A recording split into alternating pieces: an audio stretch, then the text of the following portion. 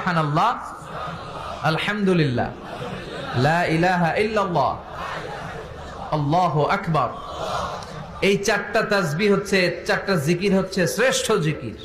শ্রেষ্ঠ তো শ্রেষ্ঠই তো পাইছেন, আর এদিক ওদিক তাকান কেন? পড়েন ইচ্ছে মতো পড়েন। এই চারটা জিকির একসাথে মিলিয়েও পড়া যায়, আলাদা করেও পড়া যায়।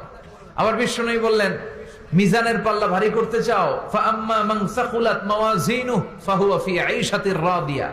মিজানের পাল্লা যারা ভারী করতে চাও তারা দুইটা জিকির করবা, সুবহানাল্লাহি ওয়া বিহামদিহি, সুবহানাল্লাহিল আযীম। এই দুইটা শব্দ কালিমাতান হাবিবাতান ইলার রহমান, আল্লাহর কাছে খুব প্রিয়।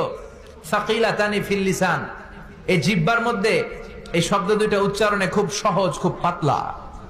সাকিলাতানি ফিল মিজান, কিন্তু এই শব্দ দুইটা মিজানের পাল্লায় রেখে দিলে অনেক ওজন হয়ে যাবে। সুবহানাল্লাহ, আলহামদুলিল্লাহ, লা ইলাহা ইল্লাল্লাহ।